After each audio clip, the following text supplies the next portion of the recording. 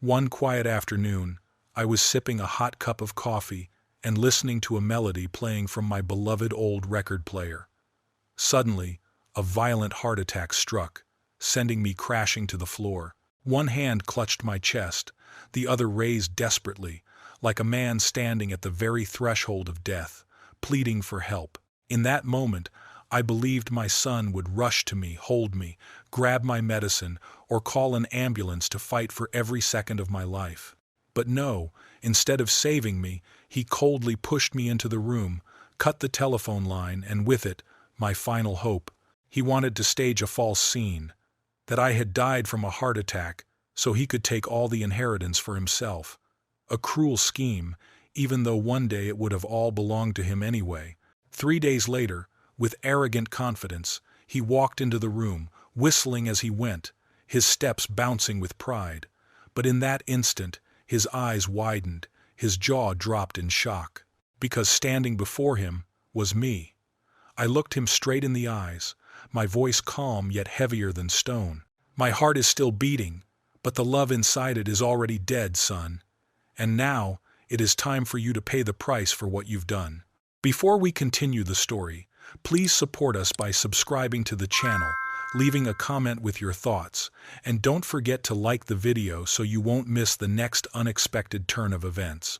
The front door was heavy, as if someone was holding it from the inside, the hinges creaking like a tired groan.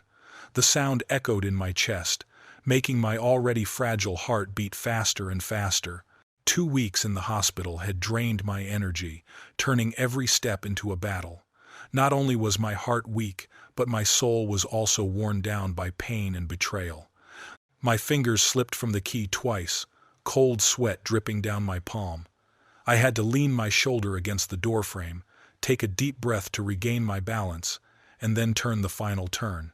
The familiar clanking sound echoed in the empty hallway, but instead of comfort, it sounded like the hammer in a courtroom, signaling a pending verdict. Instead of being welcoming, the sound echoed through the 4 walls like a death knell. It reminded me that this door, which once opened to the embrace of my family, was now a warning. I had returned to a home that no longer belonged to me. I forced a smile, my voice hoarse from the long days in bed. "Hello, kids. I'm finally home." But the sound met with no response other than a dry echo in the room, as if I was just talking to myself. The blue light from the laptop screen reflected on Dylan Mitchell's face, turning it into a cold, emotionless statue. He didn't bother to look up once, his fingers clicking as if the work on the screen was more important than his father's return. The familiar armchair where I used to sit and read the newspaper, listen to Margaret make tea every morning, where it used to be a symbol of family warmth, now hugged Dylan tightly as if it had forgotten its previous owner. He leaned back comfortably, one leg casually draped over the armrest, occupying it with ruthless naturalness, as if it had long been its owner. "Yeah, I get it," I whispered, bitterness seeping back into my chest. There were no arms waiting, just an occupied chair and a slight, indifferent nod in place of a greeting. The scene was a far cry from the vision I had cherished during those long nights listening to the cold beeping of machines in the hospital, hoping for a hug, a real smile.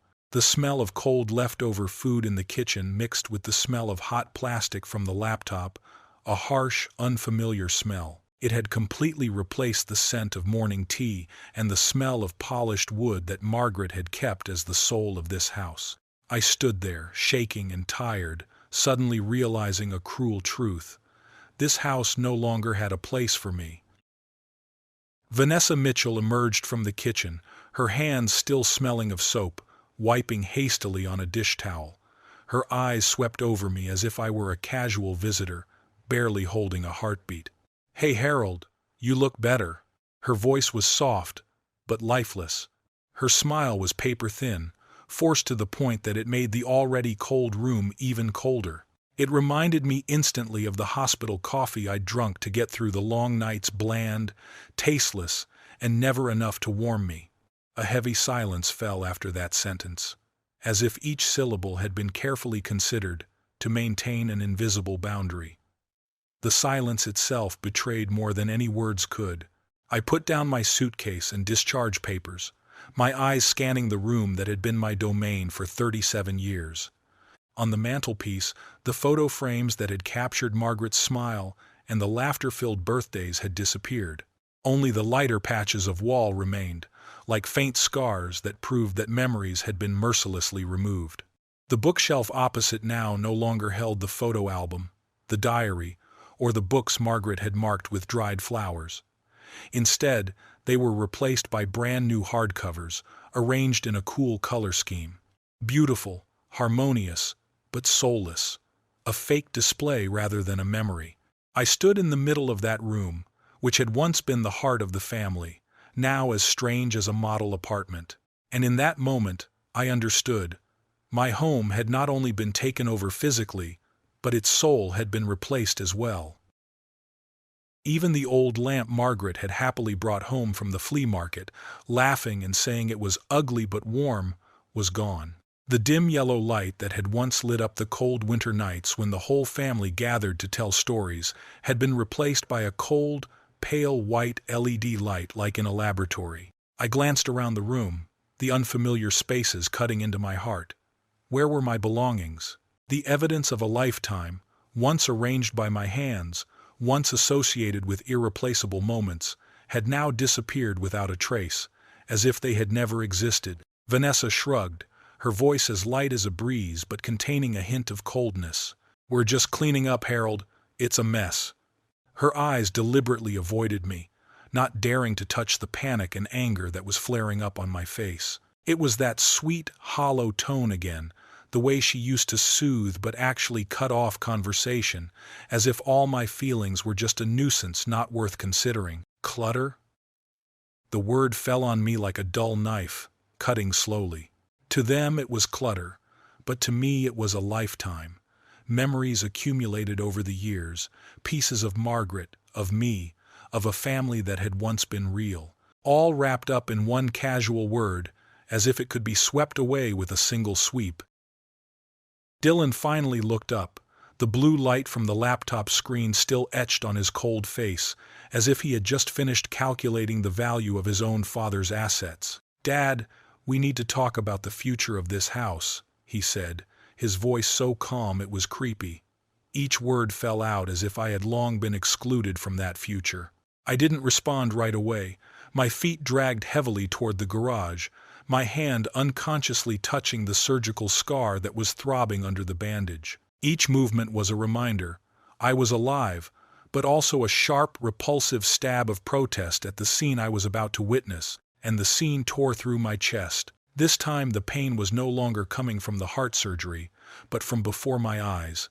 My entire life, years of labor, love, loss, now reduced to cardboard boxes as silent as a coffin. The photo albums were stacked roughly. Margaret's recipe cards, still stained with grease from family dinners, were labeled coldly. Harold's items, storage. The tools I'd used for 40 years in the workshop, the tools that had been sweated and proud, were huddled in cardboard boxes. Storage. 3 dry words, but as heavy as a sentence. As if I were dead, and all that remained was waiting to be buried. Dylan appeared in the garage doorway, his arms crossed, his eyes impassive. He stood more like a guard than a son. "We thought Dad would be more comfortable if things were rearranged differently," he said, his voice smooth as if he were negotiating a contract rather than discussing his father's life. "Rearranged differently?" I hoarsely, the sound as thick as old leather. "This is your house, Dylan. Your house." "Actually, Dad, we've thought about that." Dylan folded his arms tighter, his stance as solid as a wall. The gesture made him seem like a stranger, with the face of the son I had raised. "You're not a young man anymore. These stairs are dangerous for someone in your condition." A condition he had never asked about during the 2 weeks I'd been in the hospital. Not a visit, not a call, not a word of inquiry. "The doctor cleared you," I said through gritted teeth. "The doctor doesn't live here." Dylan's voice rang out, sharp as metal clashing, as decisive as a door closing. I realized that from that moment on, in those eyes there was no longer my son, only a stranger with the face of Dylan Mitchell. We, that cold we, no longer had room for father-son love, but only for a couple who had taken the house as a trophy. I listened to Dylan, and in every word, I felt like I was no longer counted, as if my existence were just an ink mark to be erased. The red afternoon light stretched across the cold cement floor of the garage. The streaks of light and dark intertwined like demonic hands reaching out from the darkness, wanting to drag me down to the bottom of the grave. I stood there, my chest heavy, feeling like every heartbeat echoed in a room that no longer had the warmth of family. The house I had built with my own sweat and dreams of happiness was no longer a shelter. It had become an open grave, and I was the one buried while still breathing. The walls that had once witnessed Margaret's laughter, that had once embraced the children singing, now echoed back a stifling silence, heavy as the dirt that had gradually crept over the coffin lid. My son stood there, leaning against the doorframe, his posture leisurely but his eyes cold. Those eyes pierced through me as if I were a stranger. No trace of the boy who had fallen off his bike and burst into tears, rushing into my arms to be soothed and picked up. There was no sympathy for the person who had held his hand and run around the yard, straightened the pedals, or changed the oil on the old bike so that the two of them could roam the streets. There was no longing for the lesson I had repeated over and over: be a man and keep your word. Now, all that remained was a memory that Dylan had buried, and it was as if I had been buried alive along with it. I held on to the wooden handrail, the peeling paint cutting into my palms. Each step was heavy, carrying the weight of years, and the pain in my chest tightened, reminding me that I had escaped the scalpel but not the ingratitude. In the background, whispers mixed with the clinking of spoons against cups, the stifled giggles. Dylan and Vanessa were saying something, their voices as soft as needles, just low enough for me to hear, but clear enough to remind me that I had been left out. Perhaps they were painting a future, but a future without me in it. The bedroom seemed the same, but the soft yellow light cast a cold look, as if the room had grown accustomed to my absence and no longer wanted to welcome me.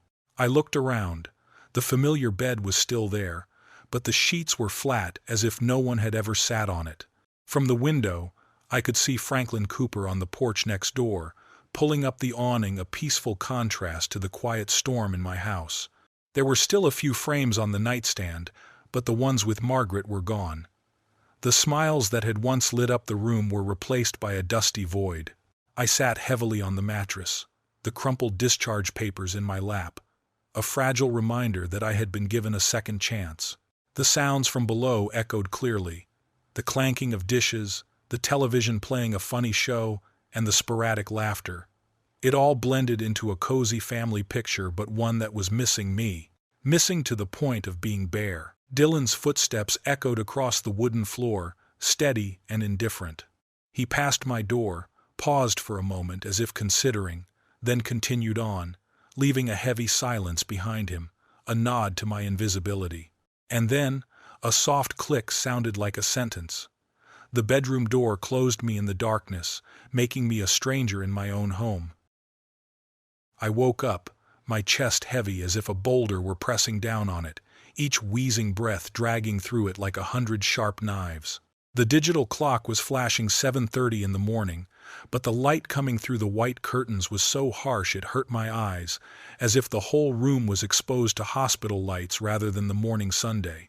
My mouth was as dry as a burning desert, my tongue stuck to the roof of my mouth. When I forced my head up, the whole room spun like a tornado, pushing me back to bed. This was not the usual fatigue after a long night. The pain spread, in waves rhythmic and fierce, like a drum beating in my chest, exactly as Dr. Caroline Hayes had warned. If you have chest tightness, shortness of breath, or sudden dizziness, do not hesitate. I fumbled for the glass of water, my fingers barely touching air. My arm felt heavy as lead, and it dropped to the mattress before it could even touch the cool glass. Sweat broke out on my forehead, running in cold streams down my temples. Every breath felt like a battle now. The phone sat on the dresser across the room, shining like a distant oasis in the desert, close enough to see, but beyond my strength. I tried to push myself up, but my knees betrayed me, slipping off my balance. I collapsed back onto the mattress, my breathing ragged, cold sweat drenching my back. The surgical scar on my chest was tight, like a torn stitch, reminding me that my survival was still too fragile. The doctor had been very clear. If things get worse, call an ambulance. I opened my mouth, the sound becoming a whisper in the empty room, a plea to the void. An ambulance. This qualifies. This definitely qualifies. My voice was hoarse, each syllable tearing from my throat. Dylan. I summoned all my remaining strength, the call coming out more like a last wish than a cry for help. There was only the wheezing of the coffee maker and the morning news anchor, steady and emotionless, as if the world outside was still spinning, ignoring my dying breath. I tried to drag myself along, only halfway to the closet before my vision turned gray at the edges. Pain squeezed my chest, then spread down my left arm like a fire gnawing at every muscle. I collapsed against the doorframe, breathing raggedly, desperate. Dylan!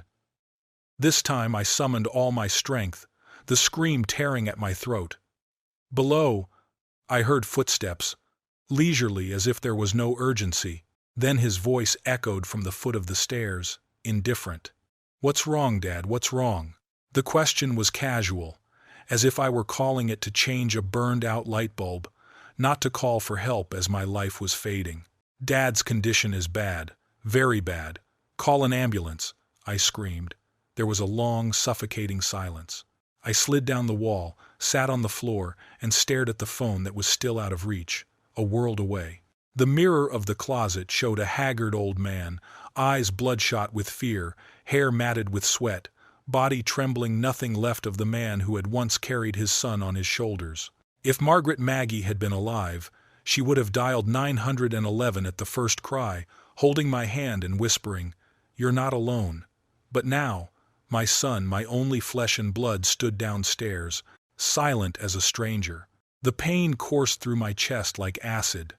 I remembered Dr. Caroline Hayes, that the post-operative heart was as fragile as glass, that the slightest pressure could shatter it. I could no longer hear the numbers, she said, only the haunting sense of impending death. "Dylan, please," I called again, but my voice was weak, my strength draining away with each breath. This time there was a sound. The kitchen chair was dragged. Footsteps echoed, slow and steady, not hurried. It was coming anyway, I reassured myself, relief filling my chest even as the pain grew more intense. The stairs creaked under Dylan's weight, but it wasn't the hurried sound of a worried son, but lazy, calculating steps. I struggled to stand, leaning against the wall, trying to appear less helpless.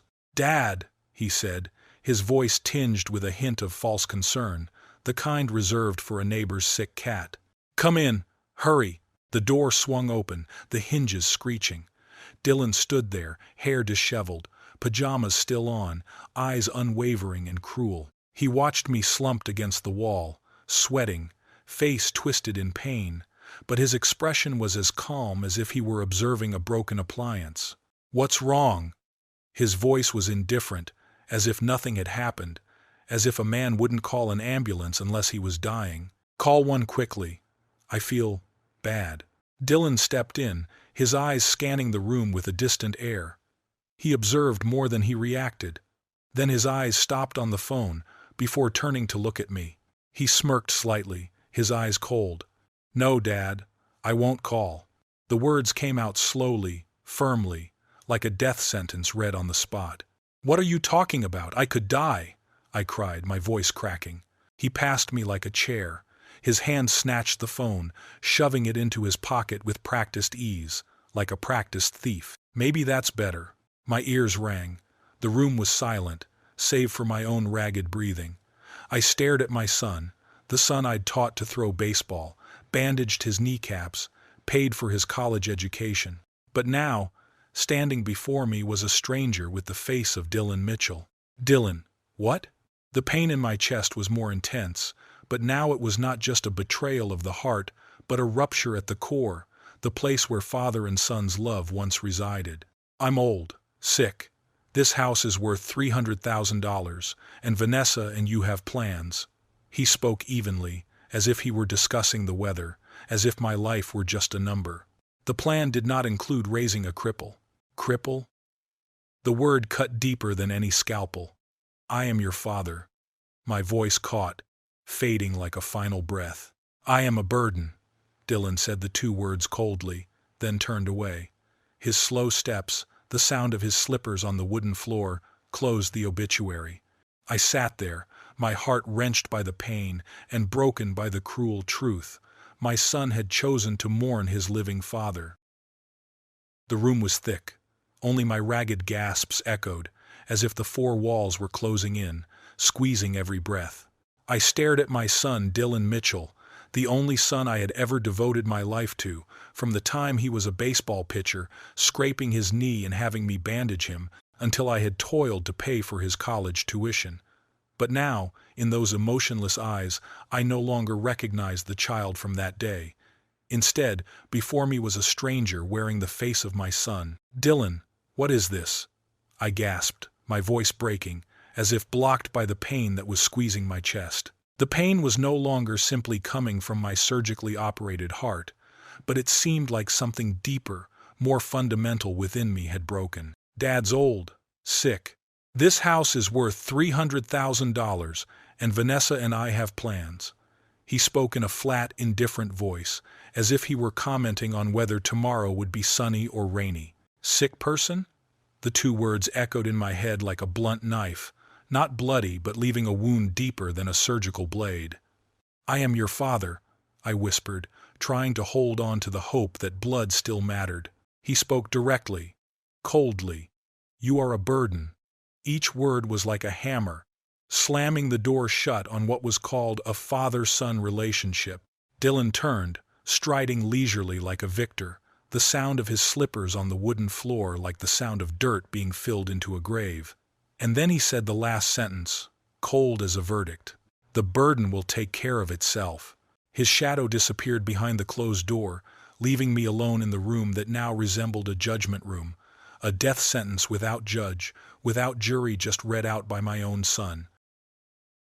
I staggered to my feet, my hands shaking like a drowning man reaching for a straw, trying to reach for Dylan Mitchell's shoulder to hold on to what little humanity remained. But my body betrayed me in that moment. My knees buckled, my trembling arms unable to hold myself up, let alone pull my son back. I fell sideways against the cold wall, my breathing quickening, my chest aching as if an invisible hand were squeezing it. Dylan, please, I need help. My voice broke, a weak plea that echoed through the room like a desperate prayer. He stopped in the doorway, his eyes sweeping over me like a broken object. A touch of pity, but cold, empty as if the emotion had been locked away for a long time. Then he shook his head slightly, his voice soft but cruel.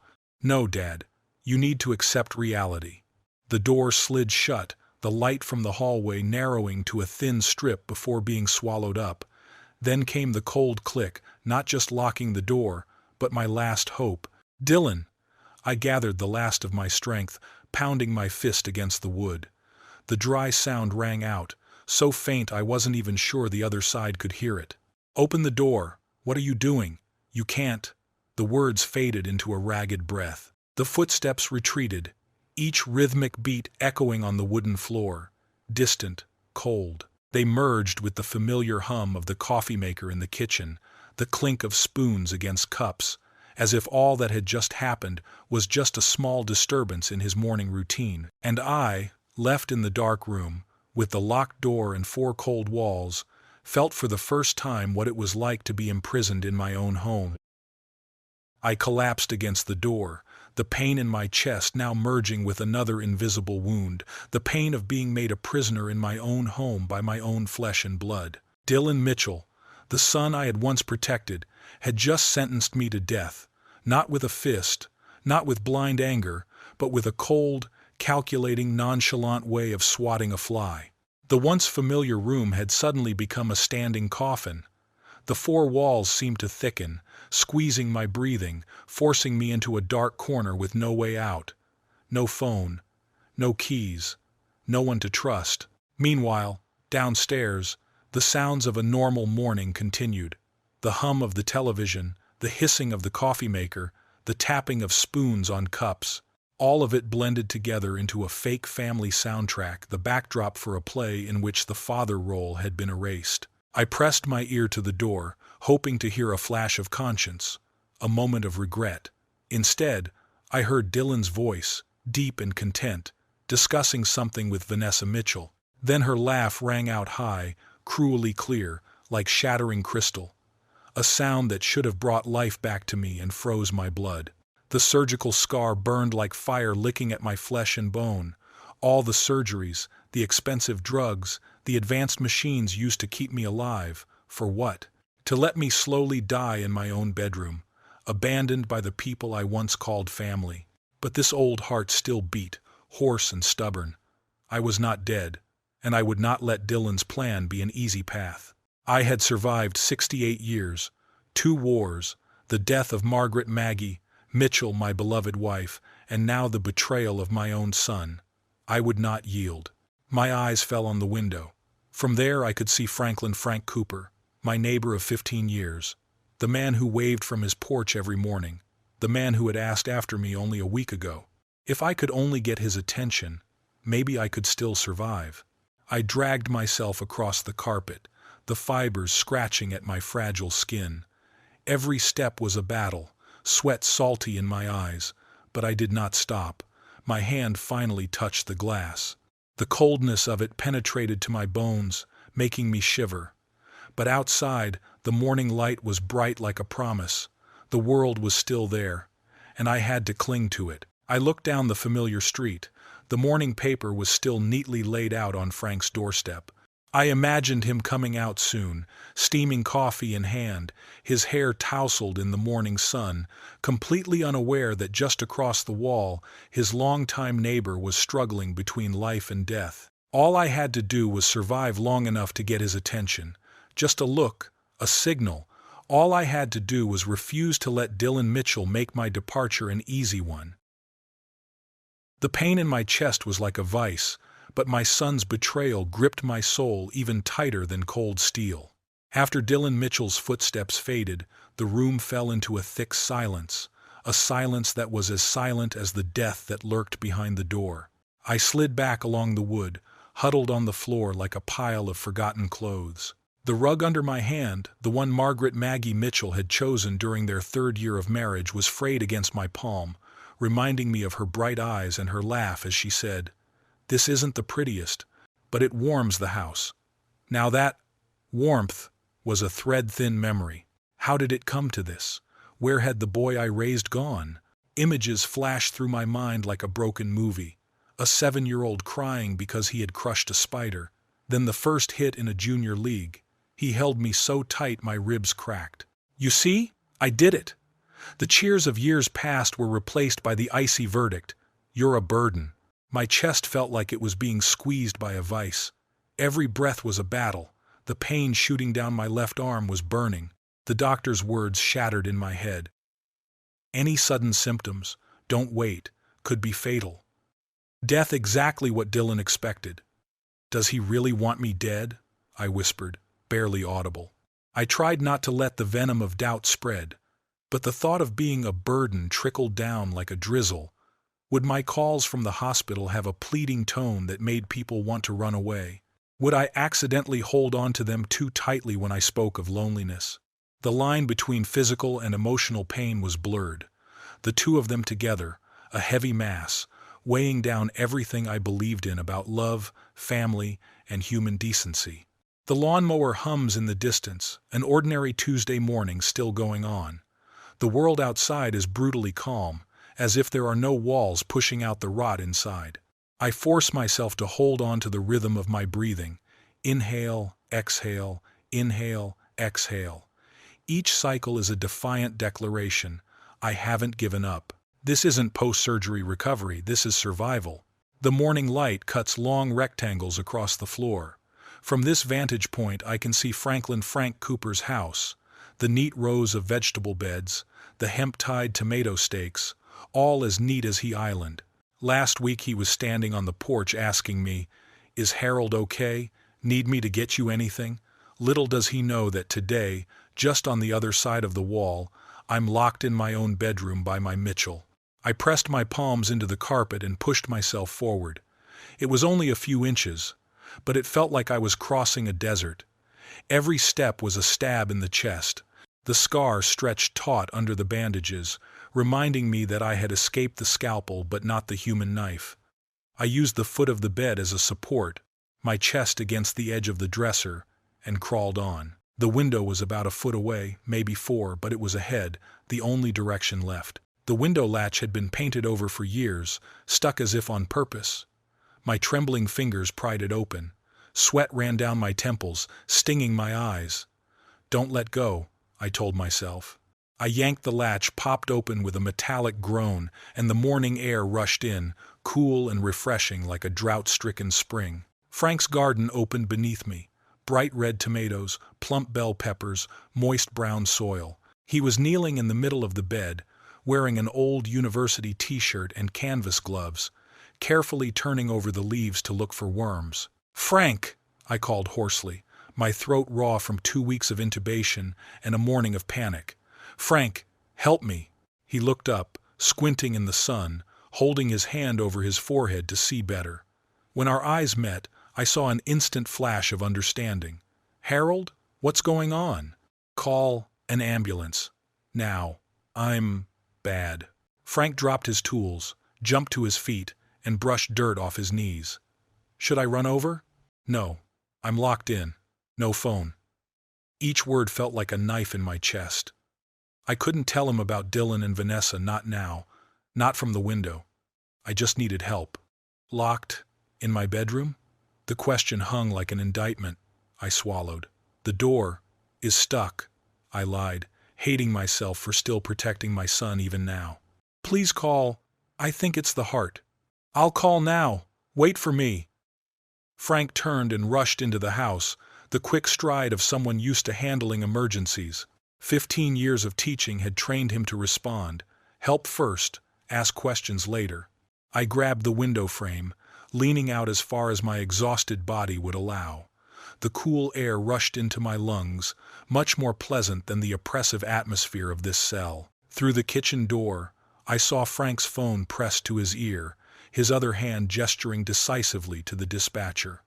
Help was on the way. After nearly an hour of being left alone, on the brink of a lonely death, help was indeed on the way. But as the relief grew, another shadow of fear settled over me.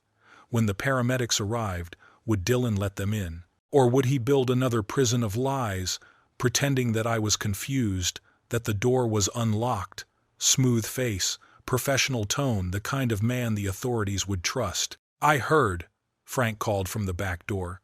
"The ambulance is on the way. 10 minutes. Hold on, Harold. 10 minutes. I could hold on for 10 minutes.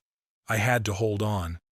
Down in the front yard, Frank didn't return to the garden but went straight to the driveway, standing there like a gatekeeper. He stood tall, calm, the only bulwark between me and the intentions of my namesake. My eyes watered. It was ironic, a neighbor who was almost a stranger was more concerned about my survival than my own flesh and blood. I pressed my forehead against the cool window frame, mentally rehearsing my breathing. Inhale, exhale, one more time. Just 10 minutes. And if my old heart obeyed, the siren would be the signal to unlock my prison. But then the hallway reverberated with heavy footsteps, each one like a hammer pounding on a coffin. The relief that had flashed through me turned to stone. Dylan Mitchell had heard me. He knew what I had done. The footsteps stopped just outside the door, prolonging the oppressive silence. I imagined him standing there, his eyes cold as knives, calculating how far he had to go to keep his plan. The lock turned, and the door exploded, slamming against the wall, shaking as if the whole house were terrified. Dylan filled the doorway, eyes bulging, veins bulging at his temples. His face was twisted with primal fury, no trace of the son I had known. "What have you done, you old fool?" His voice was hoarse and animalistic. I staggered away from the window, my heart pounding in my chest. Let me go. I need help." 3 long, predatory steps. Dylan was right in front of me, his hand gripping my shoulder and yanking. The force of it made me dizzy. Now this close, I could see the panic behind the rage, the wildness of someone who knew his carefully crafted plan was about to collapse. Listen carefully. His voice lowered, his fingers digging into the gash on my chest like a vice, squeezing until I let out a moan. If you dare say a word to anyone, I will make the rest of your days a living hell. You're crazy. You're my son, I gasped, each word falling apart. For a moment, in those eyes, I thought I saw the image of the boy who had held my hand in the park, sobbing when he lost his beloved dog.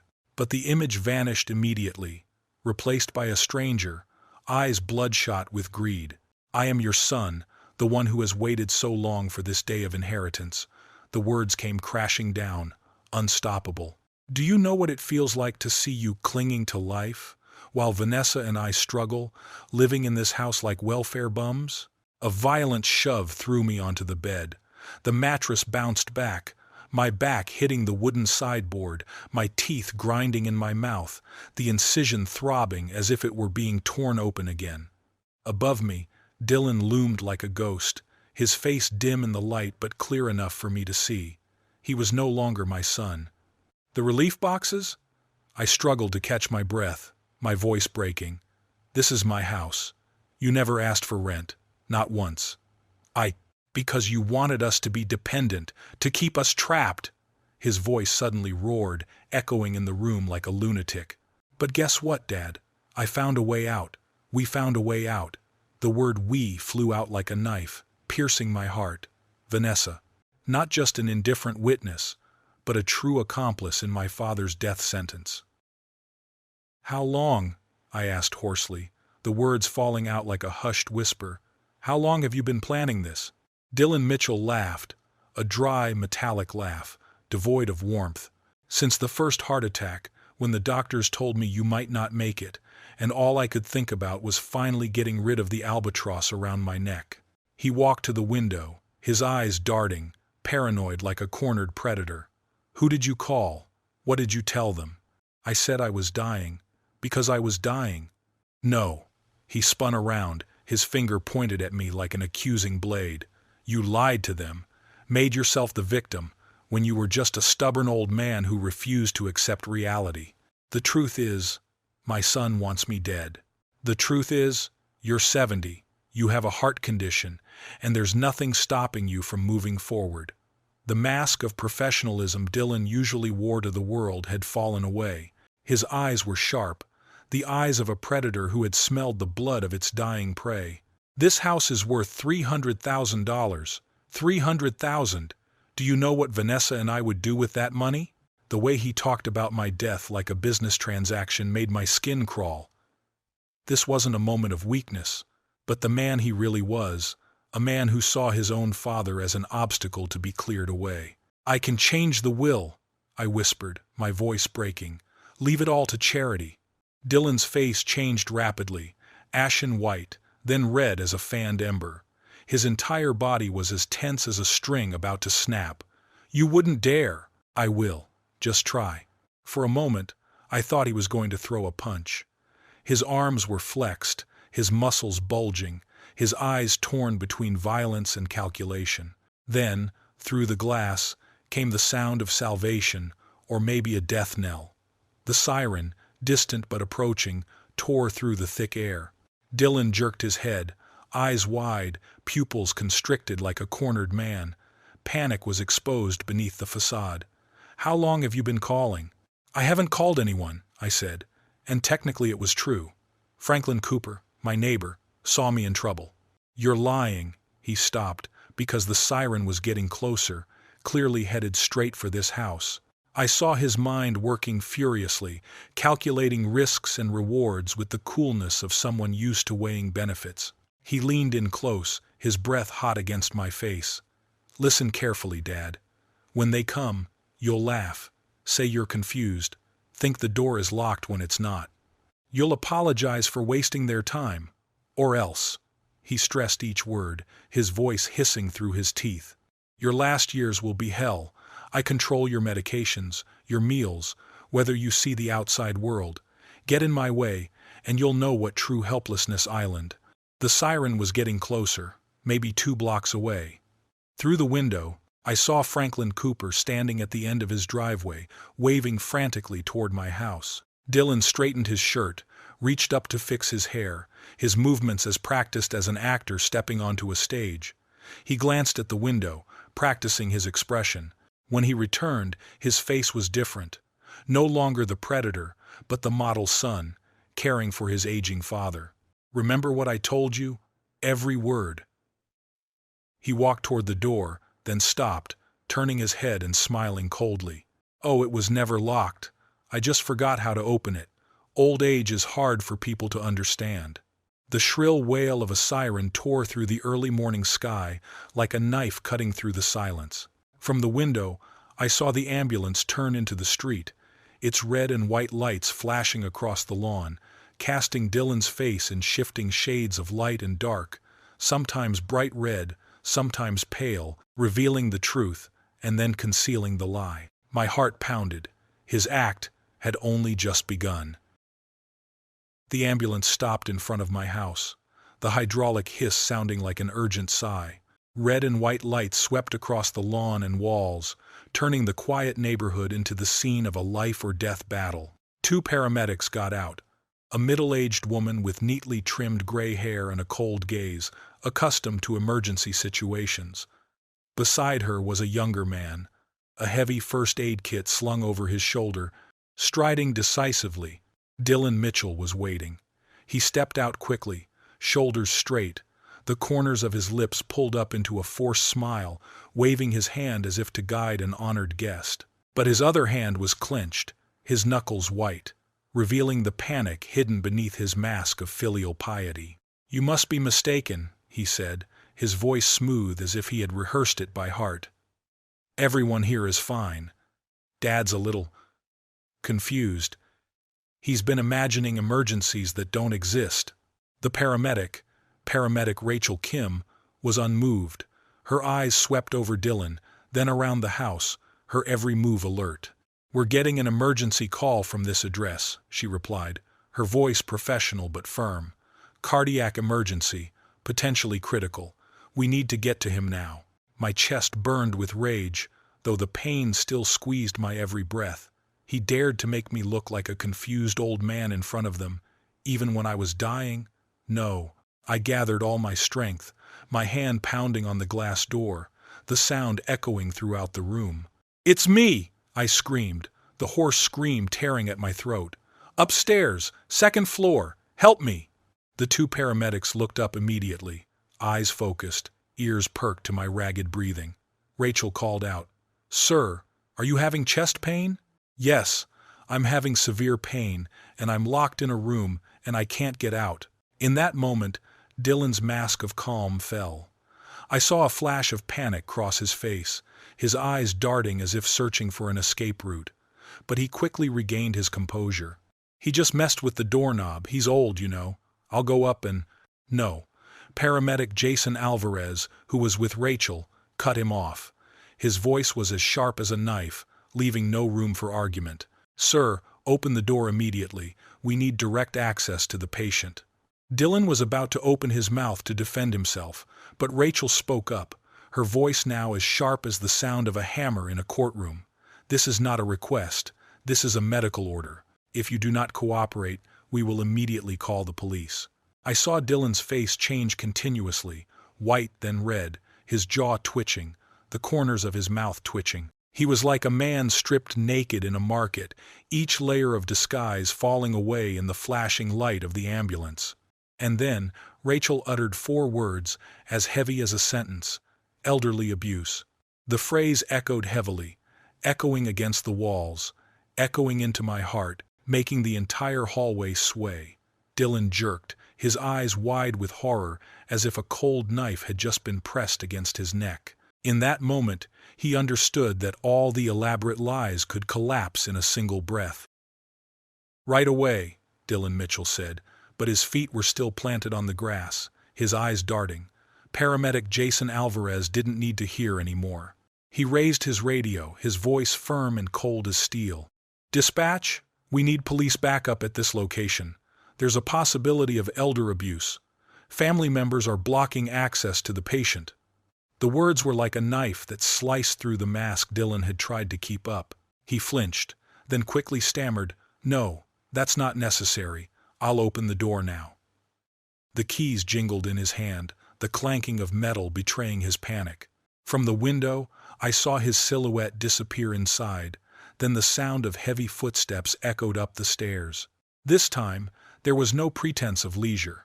Each step was slow, heavy, like someone reluctantly admitting defeat. The lock clicked with a dry, resonant click, like a gavel. I knew in that moment Dylan's cover was starting to crack. "Dad," he called, his voice laced with false concern, a rehearsed part for the audience behind him. "The paramedics are here to check on you." I didn't need to reply. The steady, professional footsteps on the stairs, the clank of equipment as it was brought up, answered for me. Paramedic Rachel Kim appeared in the doorway.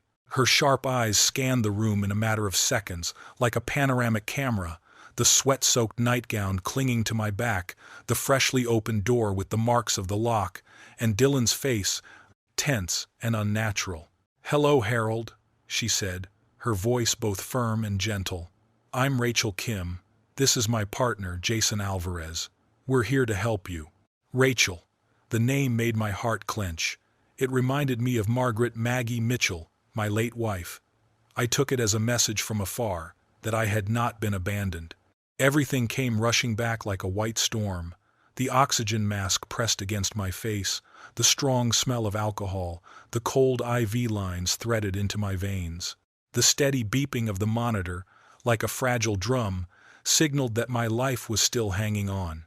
But amid the swirl of light and the urgent voice, a thought clung like a claw to my mind. The son I had cherished, raised, loved with all my faith, was trying to end my life. 2 days later, when the crisis had subsided, I was sober enough to talk.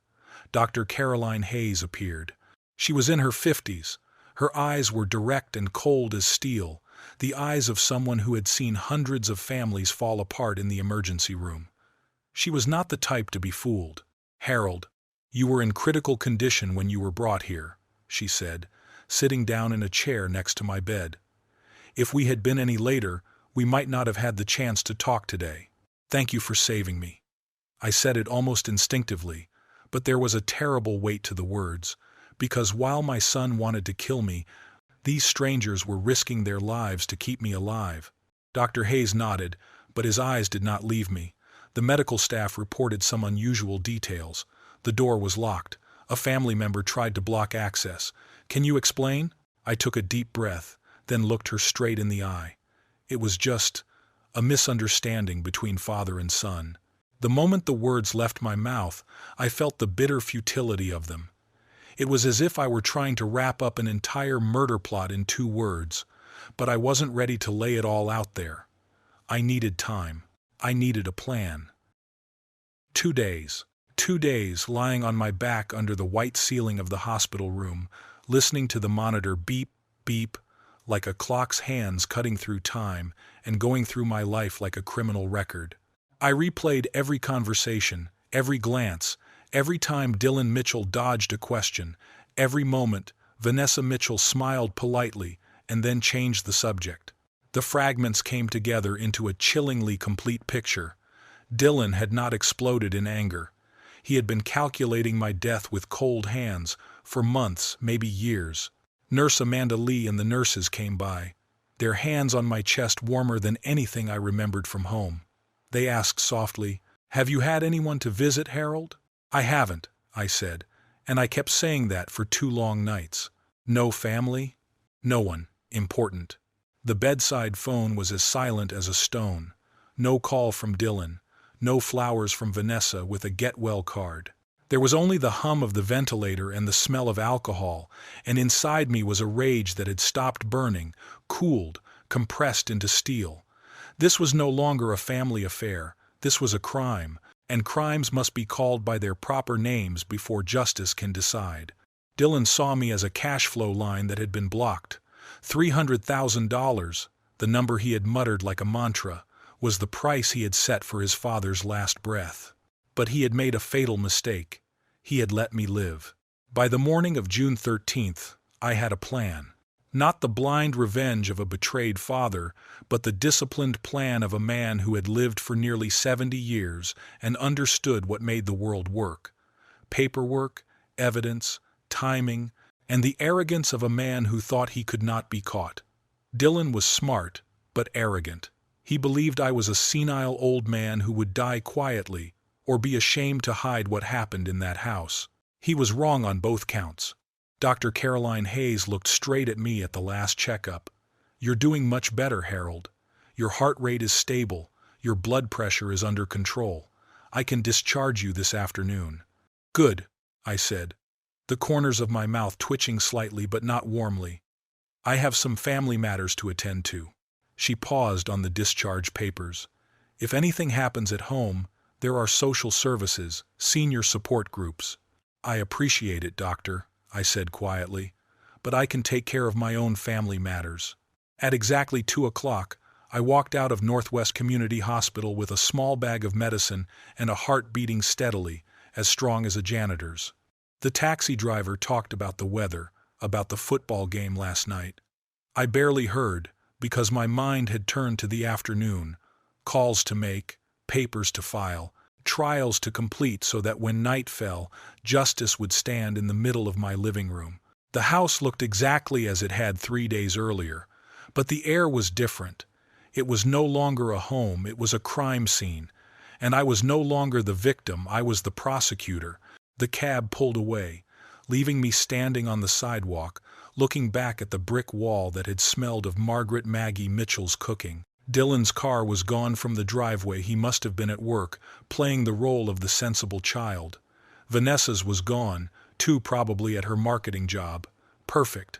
I needed privacy. Inside, the furniture was in place. The family photos had been replaced on the mantelpiece out of guilt or self-preservation. I didn't care. But the air had changed. I climbed the stairs slowly, feeling the incision stretch just enough to remind me that I was alive. In the room, the window was still open, the window that had helped me call Franklin Frank Cooper. On the carpet, the frayed fur marked where I had collapsed, gasping for breath, while the child I had raised plotted how to kill him. I pulled open a drawer and pulled out the silver digital recorder the size of a playing card that had been used to record Maggie's life story for the grandchildren I would never meet. Today, it had a different job. I tried it twice, speaking slowly, roundly, and played it back. The sound was clean and clear. Technology was created to serve the truth if used properly. I filed the files: diagnosis, cardiac enzymes, discharge papers, Dr. Hayes's note about unusual circumstances in the patient's encounter. Each number, each signature, was a silent witness. When the clock struck 3:30 in my head, 3:30, I picked up the phone. "Arlington Heights Police Department. How may I help you?"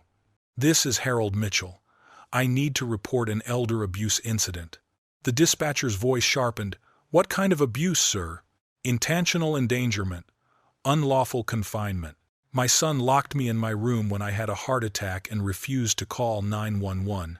I kept my voice steady as I read the transcript, no shaking, no anger, the kind of voice people believed. "When did this happen, sir?" 3 days ago, June 11th. I have the medical records and witnesses." "Where are you now?" "At home. The suspect lives with me." I paused for half a second, pacing the investigation. "If possible, have the police stop by around 7:30 tonight. I'll have more evidence then." "Additional evidence?" "The confession is on tape, if all goes as I predict." There was a brief pause on the other end of the line. "Mr. Mitchell, are you in immediate danger?" "Not immediately, but tonight you're going to see a crime in progress with a case that's ready to be prosecuted." I hung up before they could ask any more. The plan was safe in the light, not on the phone. I tried the recorder in several places: under my pillow, behind the edge of a chair, in my pocket. I spoke a few test sentences, played them back, tweaked them until I was sure that Dylan's every lying breath was captured in that cold memory. 6 o'clock. Dylan's car engine roared in the driveway. The curtain rose. I sat in the armchair, my chair, where he had occupied it when I was in the hospital, straight as a judge's chair.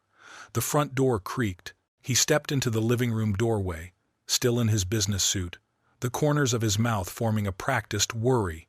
If you didn't know where to look, you'd think it was real. "You're back?" he said, his voice light.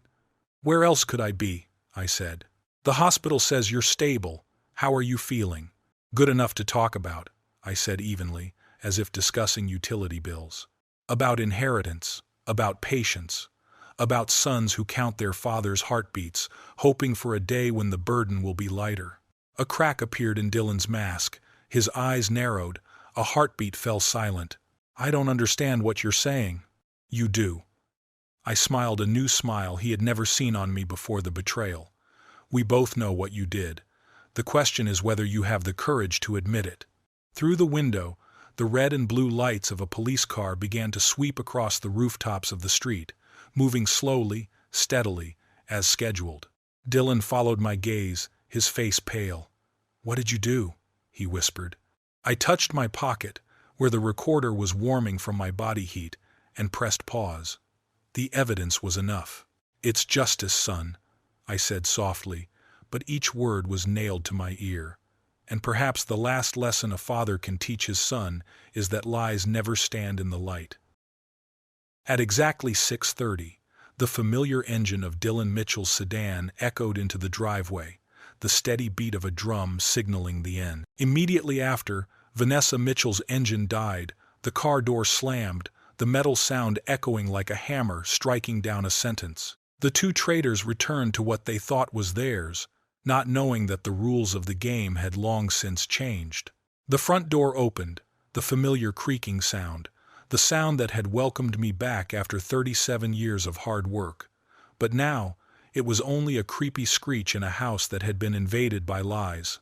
"Dad," Dylan's voice rang out, carrying the caution and false anxiety he had practiced for 3 days. "You're back?" I sat up straight in my usual chair, my arms crossed over my chest. The light from the living room cast a long shadow over me like a judge waiting for a prisoner.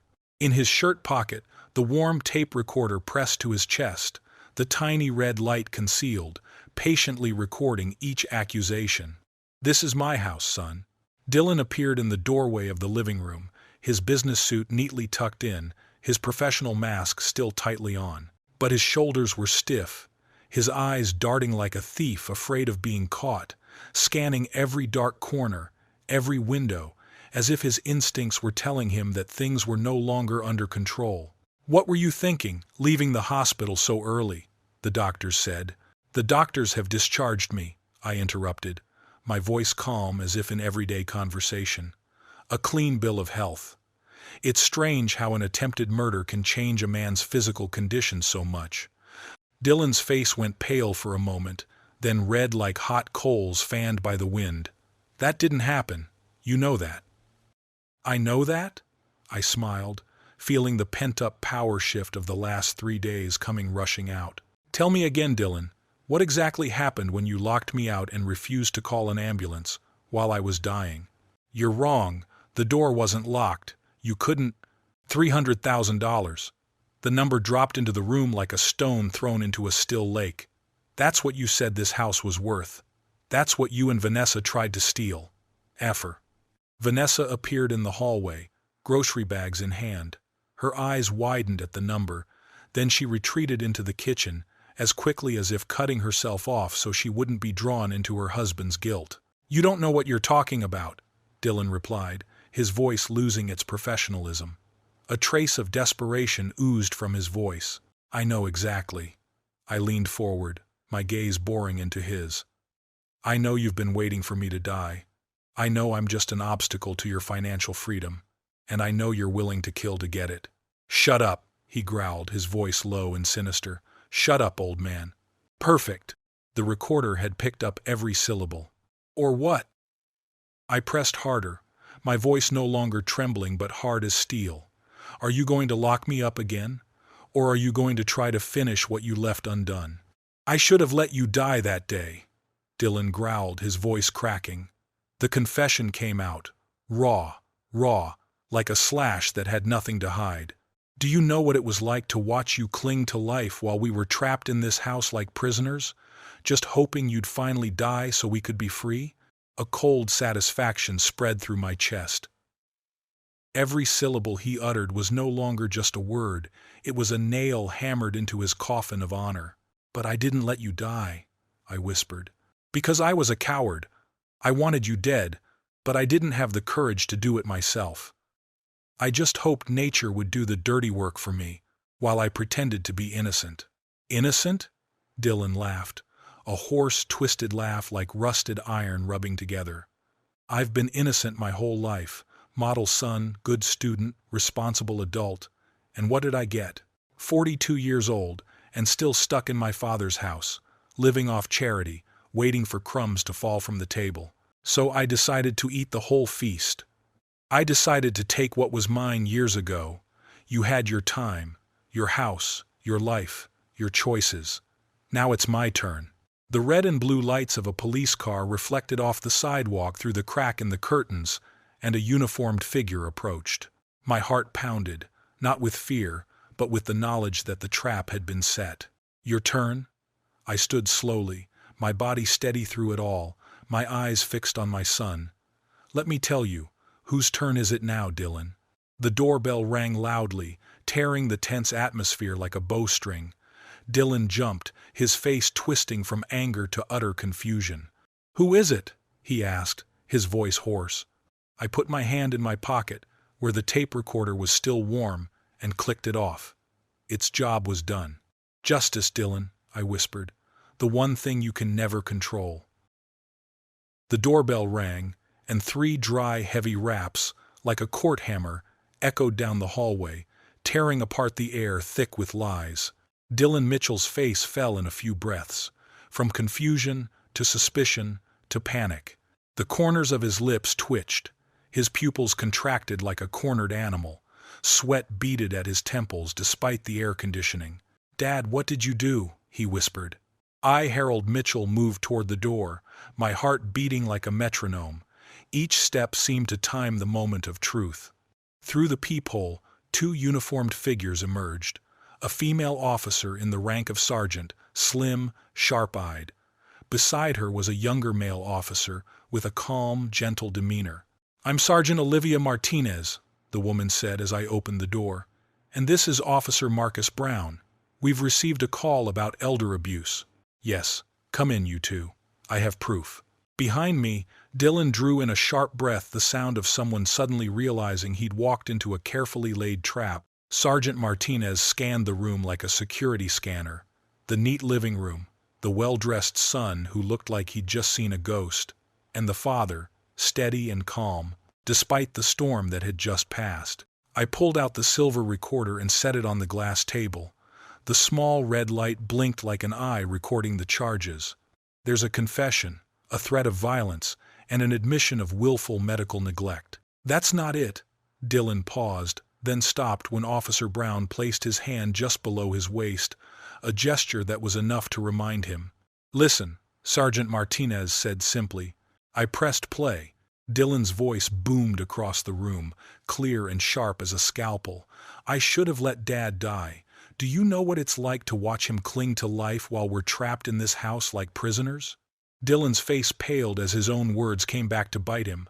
"That was taken out of context." He provoked me. "Listen," I said softly, and the words came back. "You decided to take what was rightfully yours. Dad had his time. Now it's my turn." Sergeant Martinez glanced at his partner, enough years in the service to recognize the tone of truth when it rang out. "Sir, what exactly happened on June 11th? Officer Brown asked, his notebook open. "My son locked himself out of my room during a cardiac emergency and refused to call an ambulance," I said, my voice even and matter-of-fact.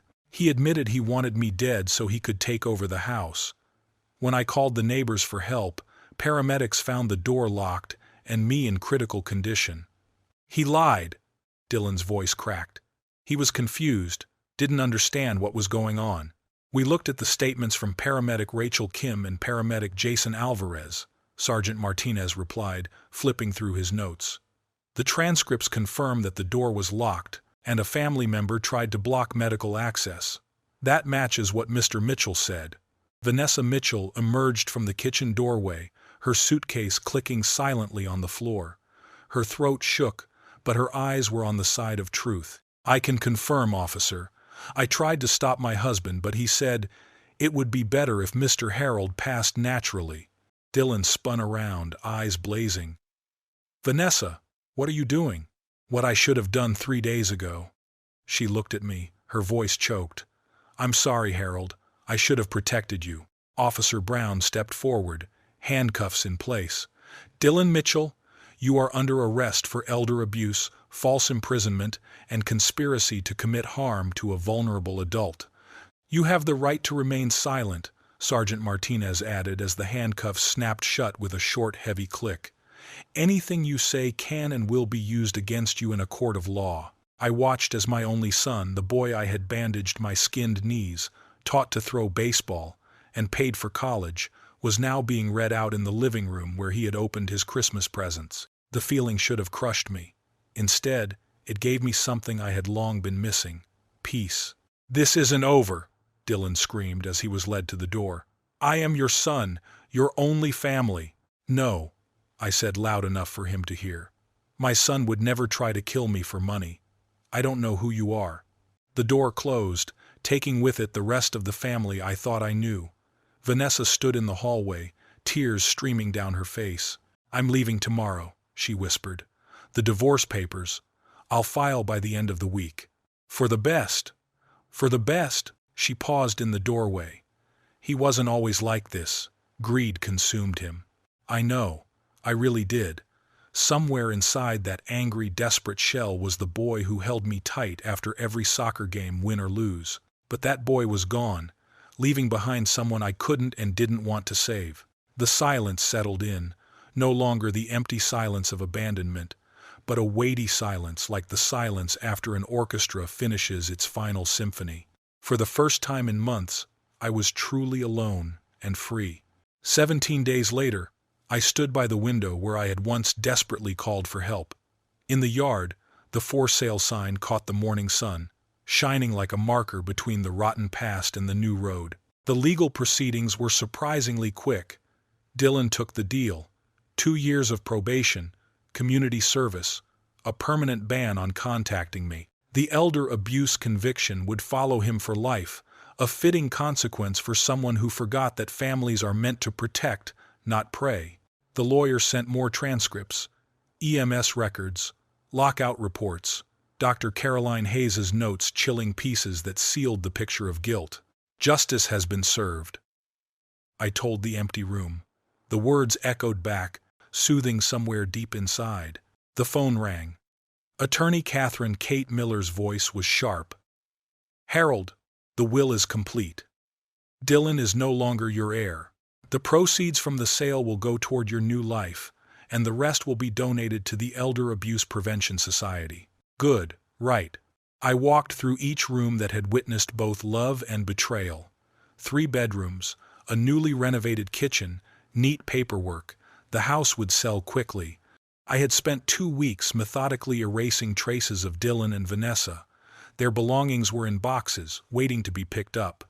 I wasn't throwing away their lives like they were about to throw away mine, but I wasn't holding on to the memories of betrayal either. The new place, an assisted living community, was sunny. The lobby smelled of fresh paint. The bulletin board had yoga classes, a late afternoon book club. There, aging meant living, not waiting. A knock on the door interrupted my thoughts. On the porch, Frank Cooper stood with a foil-wrapped plate. "How's it going, Harold?" "Better than ever, Frank. Much better." He smiled warmly, genuinely. "Linda overcooked it again. Beef stew, you took it for us." I took it, feeling gratitude slowly build. Since Dylan's arrest, Frank had become a friend, stopping by for coffee, fixing a squeaky hinge, treating me like family should have been. "Come in?" "Not long, but I can sit down." He sat down in the chair that had been Dylan's. I saw the verdict in the papers. It must not have been easy. "The right thing is often not easy," I said. "Sometimes the right thing to do is to let go of the things you think you want." We were silent, like 2 old people being present is enough. Outside the window, the kids laughed in the summer breeze. "You know," Frank said, There's a poker game downtown on Thursday night. We old folks play it slow. It's all about fun. You want to join in? I smiled, feeling lightheaded as if it had been a long time coming. I want to.